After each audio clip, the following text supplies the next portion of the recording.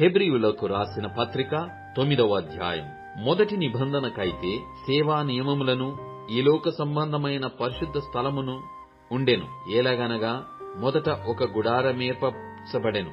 అందులో దీపస్తంభమును బల్లయు దానిమీద ఉంచబడిన రొట్టెలును ఉండెను. దానికి పరిశుద్ధ స్థలమని పేరు. రెండవ తెరకు ఆవల అతి పరిశుద్ధ స్థలమును గుడారముండెను. అందులో సువర్ణ ధూపార్తియు అంతటను బంగారు రేకులతో తాపబడిన నిబంధన మందసమును ఉండెను. ఆ మందసములో మన్నా గల బంగారు పాత్రయు చిగిరించిన అహారోను చేతి కర్రయు నిబంధన పలుకలును ఉండెను. దానిపైని కర్ణాపీఠమును కమ్ముకొనుచున్న మహిమగల కెరూబులుండెను. వీటిని గూర్చి ఇప్పుడు వివరముగా చెప్పవల్లబడదు.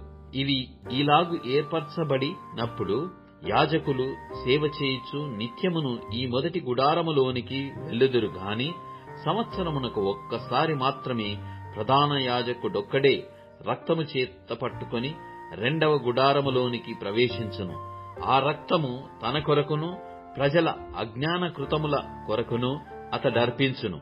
దీనిని బట్టి ఆ మొదటి గుడారము ఇంకా నిల్చుండగా అతి పరిశుద్ధ స్థలములో ప్రవేశించు మార్గము బయలుపరచబడలేదని పరిశుద్ధాత్మ తెలియజేయుచున్నాడు. ఆ గుడారము ప్రస్తుత కాలమునకు ఉపమానముగా ఉన్నది. ఈ ఉపమానార్థమును బట్టి మనస్సాక్షి విషయములో ఆరాధకునికి సంపూర్ణ స్థితి కలగజేయలేని అర్పణలును బలులను అర్పింపబడుచున్నవి.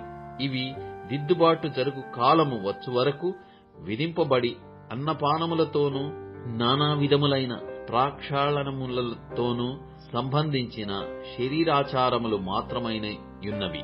అయితే క్రీస్తు రాబోవుచున్న మేలుల విషయమై ప్రధాన యాజకుడుగా వచ్చి తానే నిత్యమైన విమోచన సంపాదించి హస్తకృతము కానిది అనగా ఈ సృష్టి సంబంధము కానిదియు మరి ఘనమైనదియు పరిపూర్ణమైనదియు నైన గుడారము ద్వారా మేకల యొక్కయు కోడెల యొక్కయు రక్తముతో కాక తన స్వరక్తముతో ఒక్కసారే పరిశుద్ధ స్థలములో ప్రవేశించెను.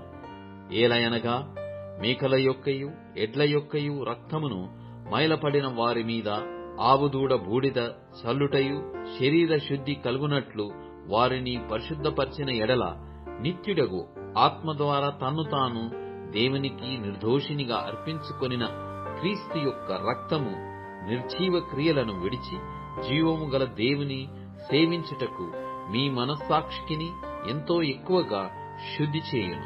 ఈ హేతువు చేత మొదటి నిబంధన కాలములో జరిగిన అపరాధముల నుండి విమోచనము కలుగుటకై ఆయన మరణము పొందినందున పిలువబడిన వారు నిత్యమైన స్వాస్థ్యమును గూర్చిన వాగ్దానమును పొందు నిమిత్తము ఆయన క్రొత్త నిబంధనకు మధ్యవర్తి అయ్యున్నాడు. మరణ శాసనం ఎక్కడ ఉండునో అక్కడ మరణ శాసనము వ్రాసిన వాని మరణము అవశ్యము. ఆ శాసనమును వ్రాసినవాడు మరణము పొందితేనే అది చెల్లును. అది వ్రాసినవాడు జీవించుచుండగా అది ఎప్పుడైనను చెల్లునా? ఇందుచేత మొదటి నిబంధన కూడా రక్తము లేకుండా ప్రతిష్ఠింపబడలేదు. ధర్మశాస్త్ర ప్రకారము మోషే ప్రతి యాజ్ఞను ప్రజలతో చెప్పిన తరువాత ఆయన నీళ్లతోనూ రక్తవర్ణము గల గొర్రెబొచ్చుతోనూ హిస్సోపుతోనూ కోడెల యొక్కయు మేకల యొక్కయు రక్తమును తీసుకొని దేవుడు మీ కొరకు విధించిన నిబంధన రక్తమిదే అని చెప్పుచు గ్రంథము మీదను ప్రజలందరి మీదను ప్రోక్షించెను. అవిధేయముగా గుడారము మీదను సేవా పాత్రలన్నిటి మీదను ఆ రక్తమును ప్రోక్షించెను.